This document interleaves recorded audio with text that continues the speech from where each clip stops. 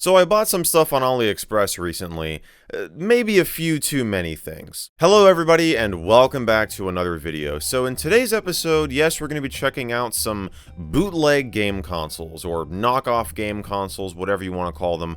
Probably Famiclones are the best way to describe these because, well, a few of these are just straight up designed to look like the original Famicom. And we're going to start out with this FC Compact console right here, and we'll come back to all of these later. So just real quickly here, all of these consoles cost me around $30 each, and they all have a physical cartridge slot, which I thought would be kind of cool to try out with a real Famicom game. And also, they're not like anything new. I mean, obviously bootleg consoles have been around for like ever since consoles have been a thing, but you know, this one in particular, it's advertised as the 30th anniversary edition, which if they're going by the NES release date, that would have been 2015.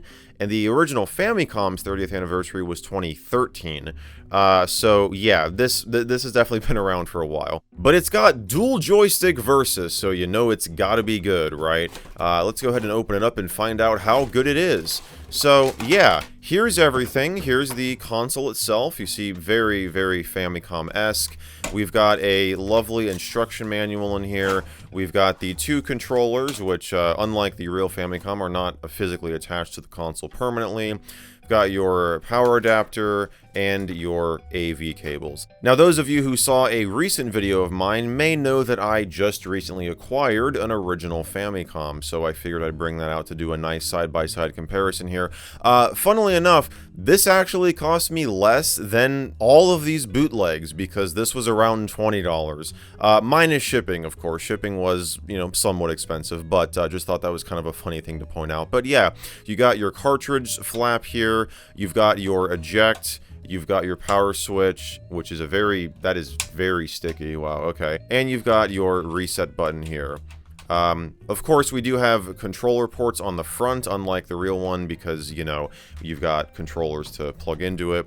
And yeah, you do have the little docks as well. Here's your output. Unlike the original Famicom, we've got AV composite out, which of course on the real one we have, you know, an RF plug. So let's see, is this thing made for NES games or Famicom games? That looks like a Famicom cartridge slot to me, and yes, it most definitely is. So we'll grab our Famicom copy of Tetris. We'll see how well that is a very uncomfortably chunky sounding fit there. Let's go ahead and eject it. Oh my gosh, I do not, I have to put a lot of pressure on that. I do not like that at all. Let me just, oh no, oh no. That is awful. That is a very, very tight cartridge slot. There are built-in games on this. And let's go ahead and try it. Just want to point out that these are like the loosest AV connections that I've like ever seen in my life. Those are like barely in there. Well, we got nothing. Well, the manual is in Spanish. That is a first. Normally, you've got like a Chinese side and an English side. There is no English whatsoever. So I'm guessing the US was not the primary target market for this thing. But yeah, I mean, it says there are built-in games on it. I mean, maybe it just isn't working because we don't have a cartridge inside? Okay, problem potentially discovered. Let's pretend I didn't just take apart the whole console before looking at the power adapter. This thing says that it's supposed to take in 220 to 240 volt AC, which is not what we have on our standard outlets here in the United States. Though it does have our plug type, so I just figured it would work. But no, it is not going to work. So let me grab a different power adapter. Yeah, look at that. We get a red light on the front now. So there we go. All right, so it looks like it's a 2001 cartridge, you know, just built into the console here. So what do we got here? A bunch of Contras, Super Mario, Dr. Mario, Mario 10, 12, and 14. Definitely my favorite Mario games. We're not gonna, you know, go through all of these because, you know, we do have other consoles to take a look at, but let me just find, I don't know, one game here. Maybe let's just go back up here to the... Well, first let's see if we can go to the top of the list. You know, let me just hit reset. It's going to be easier than going back to the top. Let's go up. There we go. Okay, so we can get to the 2000th game just by doing that. Let's see. Alright, well, we got some duplicates already. That's awesome. Why don't we just run... I mean, I saw Super Mario down here. Let's just see. I'm assuming Super Mario 1. Well, this definitely looks like a bootleg ROM because we don't have the proper title screen, but we'll just hit one player start here. And oh my gosh, yeah, that is definitely sped up. You hear the audio. That might be a PAL NTSC thing. I don't know what version of the ROM that this is. But we'll just go through here a little bit. But yeah, I mean, you got 2,000 games on here. That's kind of nice. Though, I mean, the included power adapter, if you're buying this, I mean, if you buy the same one, you know, that I got, I would imagine there's plenty of, like, you know, knockoffs of the knockoff. Yeah, so if you live in the US or in just, you know, North America, you'll have to get a different power adapter for it. Because the one, not only is it super cheap, but it's not even the right standard. So yeah, there you go. There is Super Mario 1. Let's go ahead, we'll power this off. I'm very nervous popping this Tetris cartridge back in because, I mean, holy cow, this thing is like the tightest fit ever. But we'll pop that in, we'll turn it on. So, yep, it reads Famicom cartridges just fine. So here's Tetris. We'll just maybe start a round here. And we'll just... Oh yeah, I mean, this version of Tetris really confused me when I first started playing it because you cannot move the blocks down line by line. You have to just bring them all the way to the bottom of the screen. So that kind of makes it a little bit more challenging if you're not used to that. I'm definitely used to the Game Boy version. Like I said in my Super Famicom repair video, when I first encountered this, that is the version that I started playing on, so that's kind of how I'm used to playing it. But I'm definitely getting the hang of this. I'm not doing too bad here. But let's I mean, I'm not gonna sit here and play Tetris on camera for like 4 hours, but we'll just end it here. But there you go. So it is capable of playing real Famicom games, which is cool. I mean, I'm having to put a lot of force on this to be able to get... Yeah, I think it's stuck now. Yeah, I think lifting it out is the better move, but even that just... That just does not sound good at all. I would definitely not recommend this thing for playing Famicom games. But yeah, there you go. So that is the FC Compact, really cheap and not super great console. Next up, we got the GS4 Pro, of course everybody's favorite totally real Sony console, right? This thing is also a Famiclone. In the box, question mark? Note, actual content may possibly vary from photos and specifications on the box. I always love that because they basically say anything could be inside of here. We've got a power adapter, AV cable, and a manual. And yeah, there is a GS5 as well. I discovered that after I purchased this, but you know, this will totally be a real Sony console, right guys? Here's the GS4 itself. So yeah, it looks like, you know, a small PS4, I guess. You've got, you know, almost said cartridge, controller ports on both sides.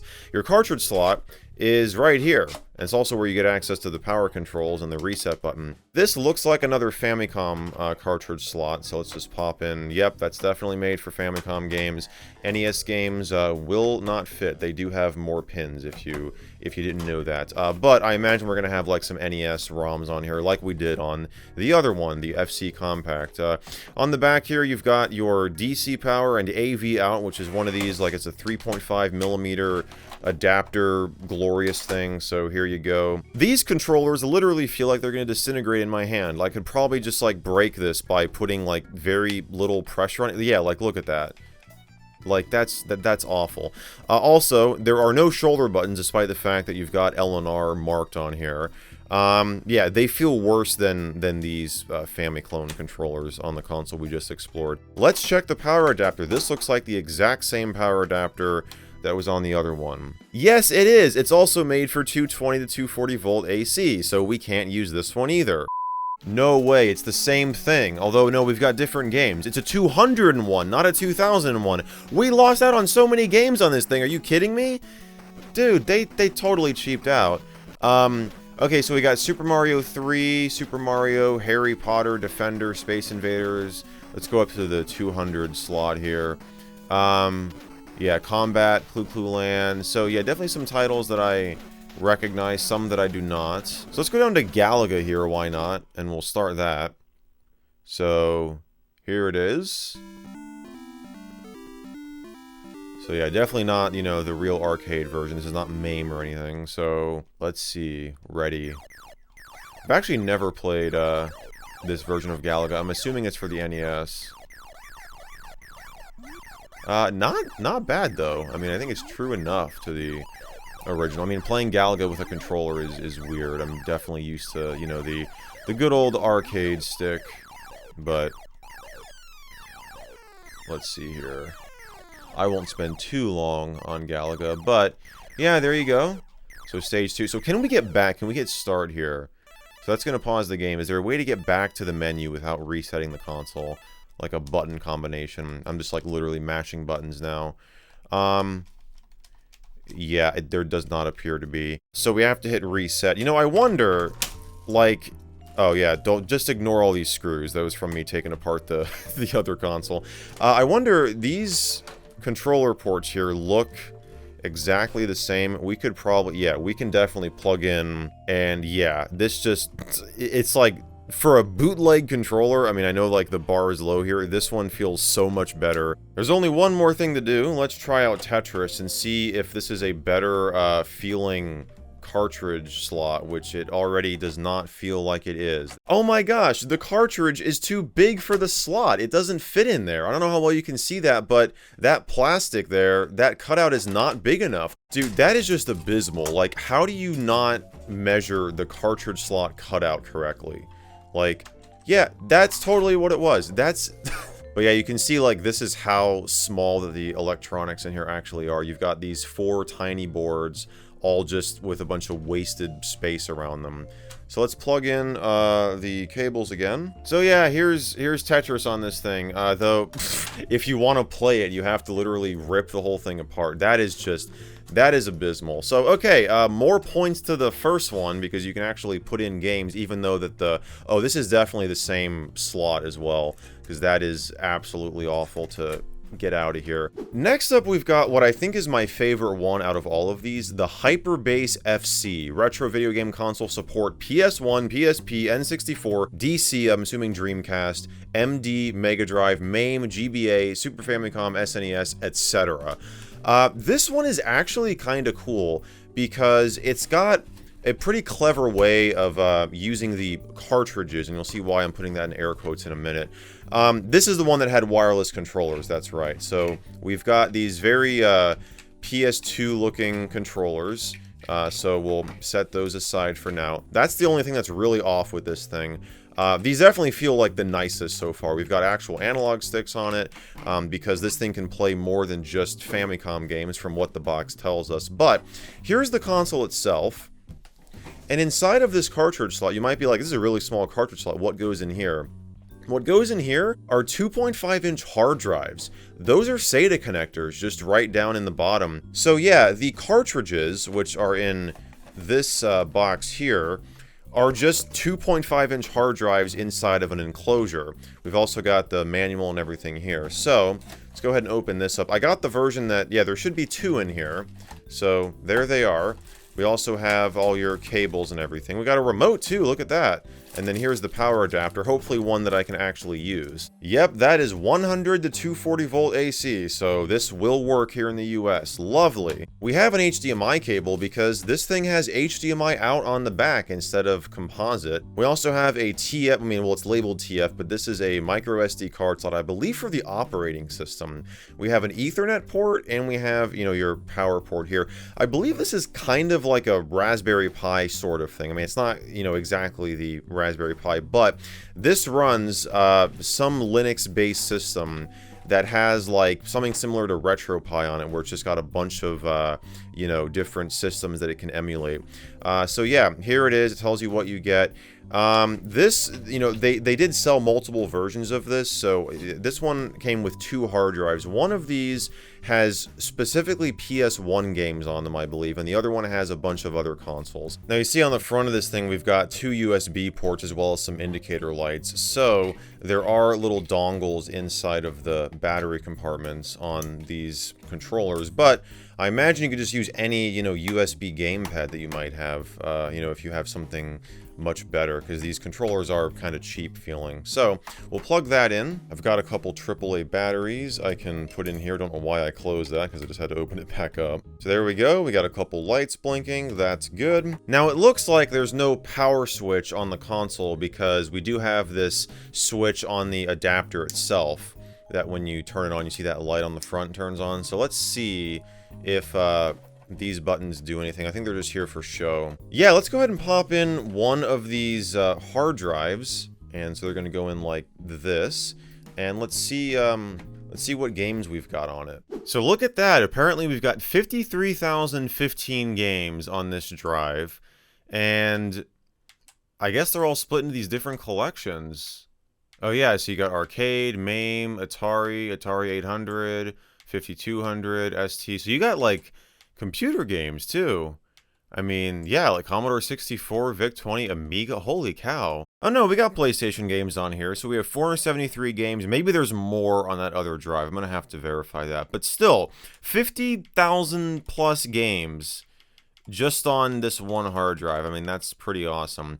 So let's hit, the controls are kind of confusing me, because you have to hit A to open up this side menu. B is to hit like A, basically, you know, hitting like OK. Let's go to Sega. Why not? And we got the Dreamcast on here. We do. We have 9 Dreamcast games. Okay. All right, so we got a few titles that I recognize. I was more of a Nintendo kid growing up, so I mean, whoops, I went over to, okay, so you can just scroll left and right to, you know, get to the different consoles as well, all the list of games. Let's go to Sonic Adventure 2. This is just awesome. I mean, this thing was 30 bucks. I mean, I'm sure it's going to piss off all the, you know, console manufacturers, Nintendo, that are that are very protective of distributing ROMs and stuff. All right, so we are playing on 60 hertz. We are not in PAL land. Yeah, I mean, playback is totally smooth here. We don't have... I assume that it can emulate... Yeah, I'm sure it can just emulate a memory card. So, okay, we'll do one player... Oh, wait a second. Okay. Yeah, now the B button's actually functioning like the B button. So now we hit A for one. Yeah. There we go. Okay. We'll do the Dark Story. I have seen the Sonic fan dub, so I have seen... I've seen a little bit of this game as a result, but... Intruder alert. Assume level 1 defense formation. So, okay. Let's see if I can get back to the menu. So we got select. That's not going to do anything. Let's see. I guess maybe we just hit... Well, this is like in-game hitting exit. But yeah, I don't know if there's a way to get back to the menu. Oh, there we go. Okay. I just pressed down on the analog sticks. So you press down on both of them. It comes up with this menu. And yeah, close content. Oh, whoops. Now the A button is functioning like the B button again. Okay, so let's go to quit RetroArch. And we go back to the main menu. Yeah, I mean, I'm really impressed. I mean, again, all of these were around the same price. This thing blows those other ones away. Are you kidding me? We got all these games on here. It can play Famicom and Super Famicom games, too. Well, I mean, those only can play Famicom/NES games, those other two that we already explored. But, yeah, let me go ahead and swap out the hard drives. We'll see what's on that other one before moving on to the last console. Alright, so we've got 1,600 games, it looks like. And, yeah, this is all PlayStation. So, we could go in here. Yeah, I guess they, for whatever reason, I mean, because, you know, we had some PlayStation games on that other one, but they just had an entire drive dedicated to the PS1 games. We can search, too. Let's do that. Let's search for, I don't know, Crash Bandicoot. Why not? Crash Team Racing, why not? Fasten your seatbelts for another Naughty Dog creation. Let's see if the controls, I mean, I guess you can probably go to this menu here to map your controls. You can even start recording here. Yeah, this is RetroArch, which I used once, like 7-8 years ago, something like that. It's been a while. But, yeah, controls, here you go. So this is where you can modify Whoops, I keep doing that. I'm hitting A when I should be hitting B. Let's go down to controls again. So yeah, port 1 controls is where you can modify. It thinks this is an Xbox 360 controller, I guess. Yeah, like honestly, I would have been really happy with this purchase if I bought this, you know, wanting to play some old classic games. I mean, the build quality is not terrible. It's definitely the best out of all of these. I mean, these controllers, you know, aren't the greatest either, but, you know, you could easily just use any USB gamepad with this thing if you've got, like, you know, a much better one that probably costs more than the console does. But yeah, I'm rather impressed, I gotta say. So let's get out of here. Alright, so after I finished recording that last clip, I went back and did some more gameplay on this thing because I wanted to see how it performed with other consoles. And I quickly discovered that you're not going to get, you know, the best experience with this console, and I think that goes without saying. While it is totally capable of running like NES games, Game Boy games, even Nintendo 64 games, like I ran Mario Kart 64, and it ran really well for the most part. It kept a constant frame rate. There were a little bit of graphical glitches, like when you finished a race and it was showing you the stats and everything, but overall it was pretty good. But I went back to Sonic Adventure 2 and I did the hero story. Attention all units. Suspect seen heading south. Block all major roads and capture the suspect. Yeah, the frame rate was dropping significantly. It was not able to keep a constant 60 FPS, and there were a ton of audio glitches. So this thing is definitely not going to be able to emulate every single game on these hard drives at full speed. It is going to depend on which game and which console you're trying to emulate, and, you know, the newer console it's going to struggle with a little bit more. But, you know, for $30, it's really not that bad, and if you had purchased this thinking that it was a Famicom clone, you're probably going to be pretty happy because there's a ton of Famicom and NES and SNES games on here for you to play, and they're all probably going to run just fine. I mean, I'm sure that Nintendo is not going to be too happy with a bunch of their ROMs being distributed on these hard drives with this thing, but I mean, I guess that's their problem to worry about.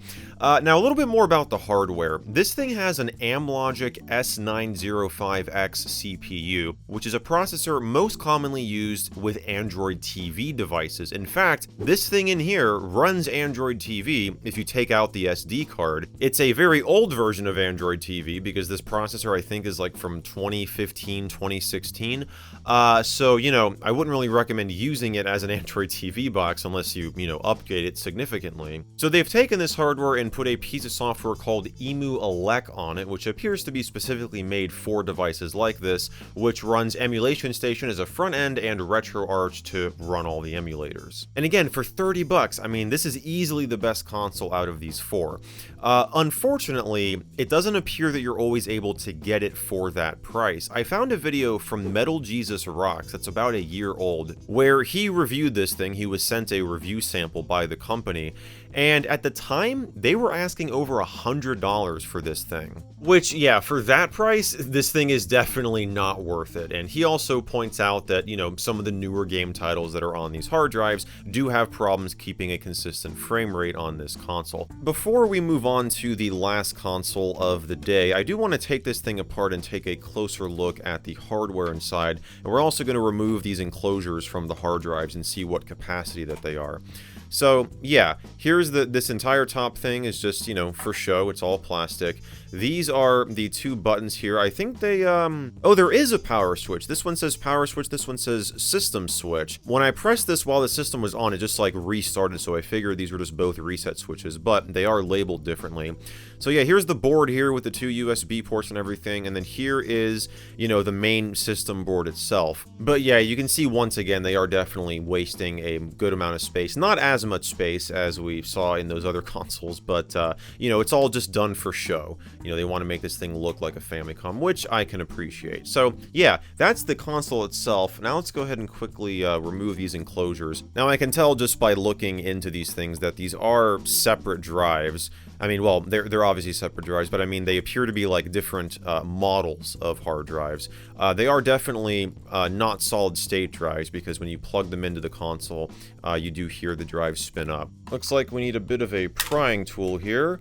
I don't think I broke that, but yeah, there's a little bit of like Actually, that's not even really, that's not adhesive, that's just like padding so the drive doesn't like rattle around in here. So this right here is a Seagate 500 gigabyte drive. September 13th, 2013. This drive is over 10 years old. So yeah, I imagine we're going to have a similar case with this one here. They're probably just, you know, getting a bunch of scrap drives from older computers, and they're just putting those into these enclosures and loading them up with the ROMs. So yeah, we'll set that one aside. So this one, I can tell just, you see there's not as big of a gap. There's actually like no gap at all. And we'll get that prying tool again just to get in there. And there we go. Yep, this is a Hitachi drive. It's a 5400 RPM drive. Was this one 5400 RPM? It is, it says right down there. So let's see the date code on this thing. Looks like the date is underneath this barcode here. I see June. Looks like June of 2012, I presume. And so, yeah, these are definitely some older hard drives. They don't appear to be failing, at least in terms of audible signs. I don't hear any clicking or anything like that. But I'm definitely going to run diagnostics on these drives and, you know, just see kind of what state that they're in, if they're throwing any smart errors or anything like that. And they might get repurposed for older laptops or something like that in future videos on this channel. Or maybe I'll just keep them as drives for this Hyperbase FC, which I know I've said it like 20 times already, but for 30 bucks, I'm kind of impressed with this thing. And speaking of things that I'm impressed with, you know what I'm not impressed with? This last console right here. I mean, I haven't taken a look at it yet, but I imagine I'm going to be very unimpressed with the hardware itself. But I do not like the fact that this thing is trying to pass itself off as a real Sega Genesis Model 3. You know, they just took scans of the real box, and yeah, so that's what we got going on here. But it is, of course, a bootleg, though it does look like it plays real Sega Genesis games at least, so we'll take it out of here. You see we've got one of these like multi-in-one cartridges. So definitely a sign that this is not a real Sega Genesis, one of these 19-in-1 cartridges in this case. And we have your Genesis gamepads, which these are, woof, these are super cheap, that's for sure. I don't have a real Sega Genesis to compare this to, but I do have a Sega Genesis game that we can try on this. It looks like we also have a foreign power adapter, so this one will not work here. But I think that the power adapter I was using before, I'm just looking at this off camera here, it looks like, yeah, it is the same specifications, well, for the most part.